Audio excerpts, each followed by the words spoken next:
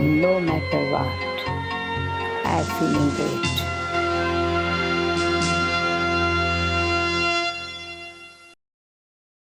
Om Shanti, and welcome back on another episode of Light of Knowledge, where Sister Janki ji is back with us in our Godlywood studio.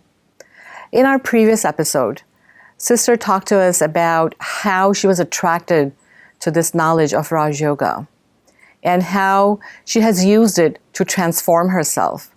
Now today, we continue this conversation with her, and she'll shed more light on how we can use this knowledge to better our life.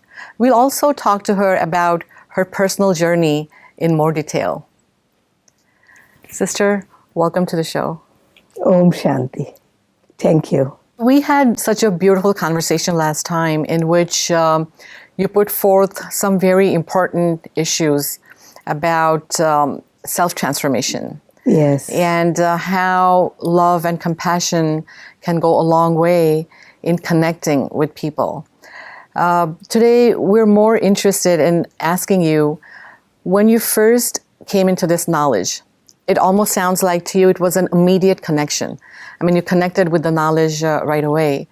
So from the time you came into the knowledge to the time you were actually asked to leave Malaysia and go overseas, what was the time frame? It took about 3-4 years for me to leave the country. Okay. And of course, at the beginning, my family, children, the other members of the family, they were all perturbed because being a woman and leaving the country and going to a new country where I do not know anyone and to start from zero, of course they were perturbed. But I always had the faith that if I am true to myself and true to the task that I'm given, I would be successful. So that was a very strong point in me. I was very brave to have that kind of a vision. It can be done. Mm-hmm. Nothing is difficult, but we have to put our heart and soul into it. So it sounds like you had that confidence from very early on. Yes. And maybe that's what Dadi Janki ji saw in you when she first told you. Could be. Right. But regardless of the confidence and the faith that you carry with yourself, I'm sure you must have had to face a lot of challenges. Yes. So could you please tell us what were the challenges and how did you deal with them? Firstly, challenges from the Lokik family, bodily relations. Some were for, some were having questions, some were concerned to follow up and help when needed. So different kinds of reactions. But what I thought to myself was, I am an actor in my own situation, and nobody can understand the situation from far away. Only I can deal with problems that come up on the spot. So I worked a lot on myself and by myself because I had the confidence that if there was no ulterior aim or motive, things would work out well. May not be smooth, but it will work out well. So and I was quite correct about this because I did meet a lot of challenges, a lot, from the local people, from the government, because we had to produce certificates, we have to register, we have to tell them what we were doing and to get all these papers done to register the center. There's a lot of work and we have to go through many processes. And then the local people, they're going to teach them something different, something new. And of course, there'll be questions. Mm-hmm. Now, what are we going to become by learning this? How are we going to change? Right. Will it change our, identity? Absolutely. An identity crisis for them, Absolutely. But not for me. So going through all this needs a lot of patience and faith that things will work out eventually. But you don't have a time frame that it should be done within 1 year or a certain period of time. let it take its course, but it will be done. That faith needs to be there. And the other thing is, when people sort of doubt what you are doing and what you are going to share with them, that doubt is very justified, because you cannot trust anybody just like that. So you have to see them and be with them over a period of time, see what they're doing, what their lifestyle is, how they are in private, how they are in public. So all these things people observe, private, public, and slowly they begin to see maybe something different, something better, something good. For example, if you show somebody a candlelight, that's nice, it gives light. But if you show them a torchlight, that's better. Right. So they can see the difference, that this is better, that everything starts with me, my happiness, my destiny, my path on this world as an actor. Everything depends on me, and I am responsible. I am the doer. I take the consequences, and I have to look at myself. When they realize that this is what is the main thing in life, this is what everyone has to think about, then they start coming and they start learning, and they ask about karma or action, reaction, action, response, action, interaction, and also past deeds, present deeds, future deeds. Oh, they have lots of questions. And when you really sort of sit down and go through with them, they are amazed. They are so, enwrapped in this. They are so thrilled by what they hear. And they come. They come back. So when the teacher is very convinced and happy, the students become convinced and happy. So it's how you pass on the feelings of the heart, the faith, that positivity is the answer to all questions, to all problems, that there's no other way.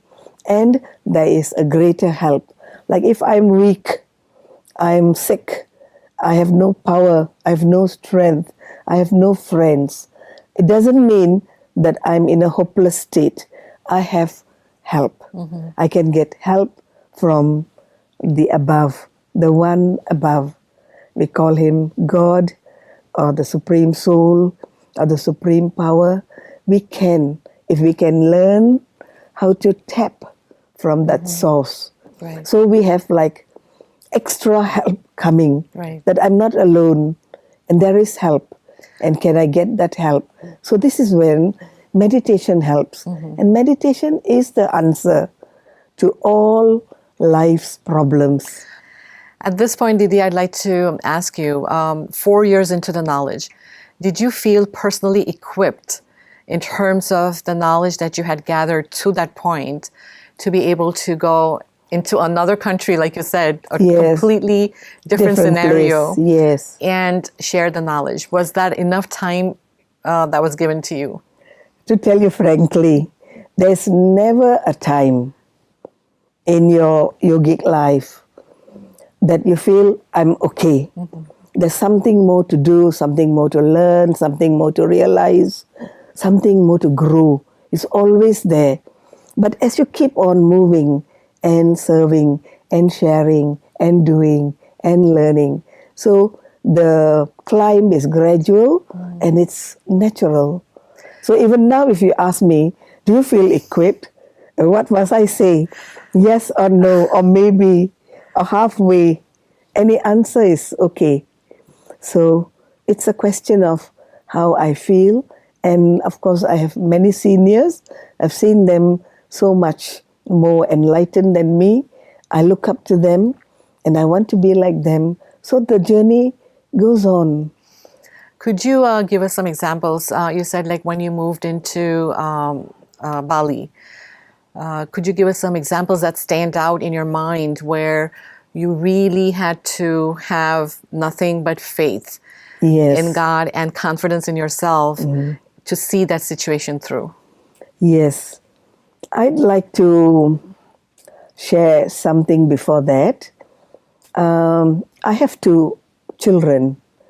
When I told them that I was asked to leave the country, Malaysia, to serve in another country, I told them, I'm your mother.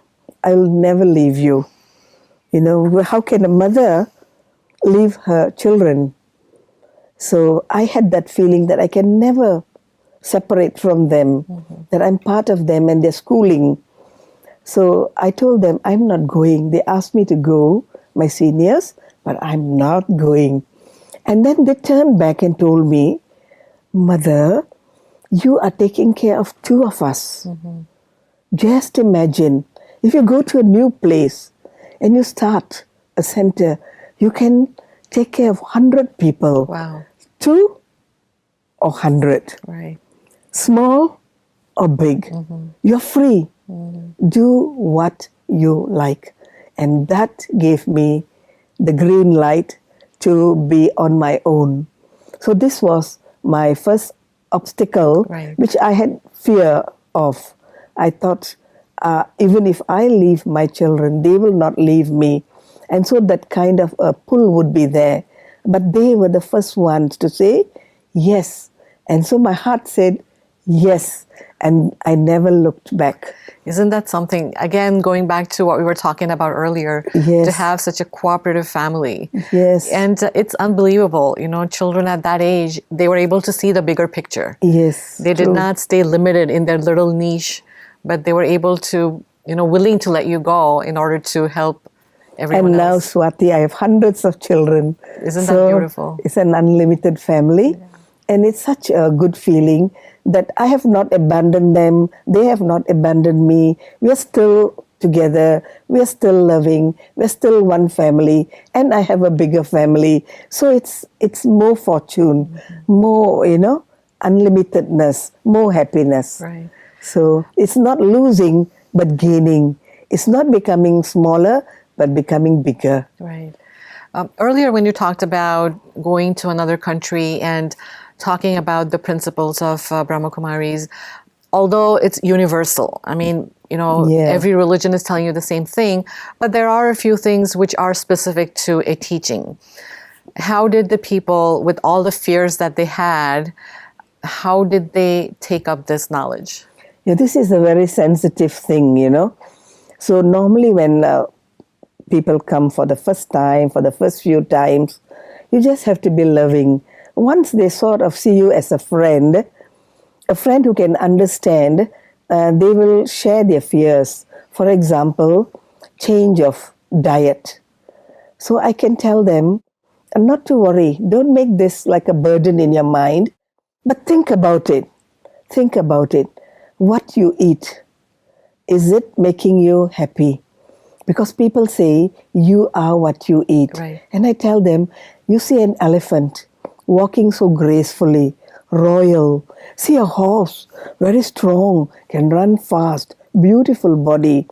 Look at deer, it just jumps with joy from place to place. Look at all these animals, and what do they eat? Grass. Just grass, leaves. They're herbivorous. Yes. And look at the tiger. What does it do? It hides. It pounces. Look at the crocodile. It hides under the water and then it grabs the victim. So, our food patterns also has a big impact on our way of thinking, our character, and how we behave. You know, this is a very important aspect of this conversation. I'm sure there are some viewers out there who are contemplating becoming vegetarians.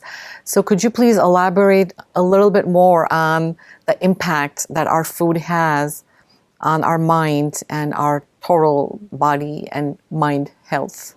Yes, as I said earlier, there is this saying, you are what you eat. Now, when we look at the anatomy of the human body, it is not made for meat eating. For example, we don't have this The teeth to, Right. to tear flesh. But we grind our food, we chew our food, and our whole digestive system is not made for meat. it's made for vegetarian food. And so if we have the wrong kind of diet, we sort of give sorrow to the body and we stress out the body. But if we give the food, the kind of food that the body wants, if we can just give that kind of food, the body is relaxed, there's no tension, the muscles are free, and the soul that's acting in the body has a lot of freedom to think unlimited, not to worry about the body and not to be concerned about the body and take care of the body. So it's much freer. It has more time. People nowadays, they say, I have no time. I have to go to the hospital. I have to take my medicines. I am stressed out. I have to rest. But when the body is just given the right kind of food and exercise, sleep, that's enough. So the body doesn't use up much of the energy of the soul. And the soul has more time to concentrate on other matters. So it's very good to be vegetarian. And the other thing about meditation is, when we teach about values, we teach ahimsa, not to be cruel, ahimsa. So what is ahimsa? To kill, to cause pain, to cause sorrow, to take away, to grab, to kill. These are all very negative actions. And if we can stop doing all that, and we can just have more vegetarian food that is more simple and no himsa in that, that's good. Coming back to the center that you opened in Bali, I was wondering how long did it take people to be comfortable and say, okay, you know, there is some truth in what they're saying, or this is something that I can really take up in my life.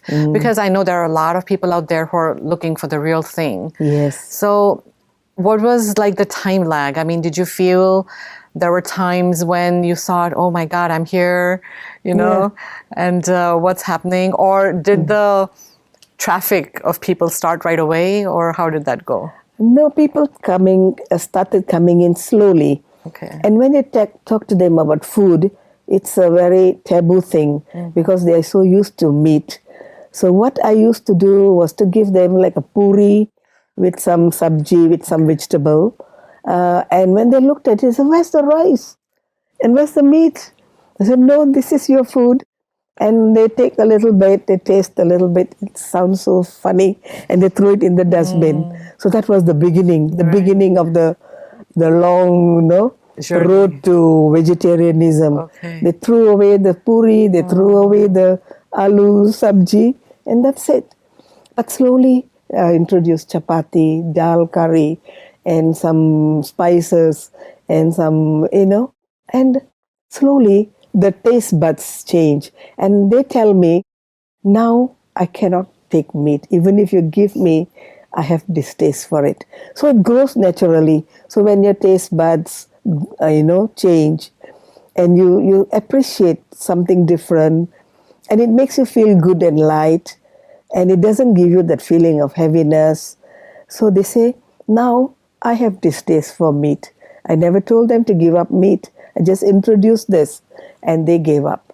So it may take some time, 3 months, 6 months, up to 1 year, but it does happen in a very natural way. Instead of saying, stop meat, otherwise you cannot meditate. No, they just do it naturally.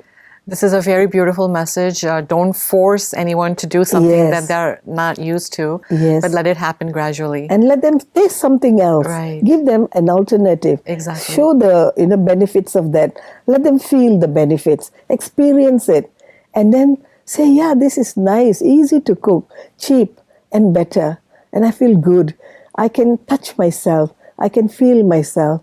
I pray in a more concentrated, focused way. So they come up with all these things and they say, when I go to the temple, I feel good. So you see, the changes have to be felt by them, experienced by them, and they share with me. And I tell myself, but this is it. It has to come in a natural, flowing way. Right. They must be comfortable with what they're doing. Right. Instead of forcing and then they revert back to the old style of living. That's a very important Yes. point that you've just made here. Yes. That if it comes from force, then they may go back to Yes. what they were doing before. That's and that right. defeats the purpose of this Yes. whole aspect. I was just curious to know, after you trained them maybe into vegetarian food, are they able to cook that for themselves now, or do they still rely on you for maybe some kind of input? To tell you frankly, they are better cooks than me. no. Now what they tell me is, Wow. sister, try this. I read it in the newspaper, this recipe, and they are giving me new vegetarian recipes. Wow. And they are giving me new vegetarian food that I have not tasted. Isn't So that- just imagine, they make bhog for Baba. They have been vegetarians for years, and they have been living a pure lifestyle for years, and they're so happy. They have time to come to the center, to serve in the center, and they are very happy doing it, no forcing, and they all have happy faces when they work and when they serve. They are happy. So you can see from the way they do this karma yoga, cooking, they don't feel tired. They don't feel exhausted. They're not sweating. They look fresh and happy.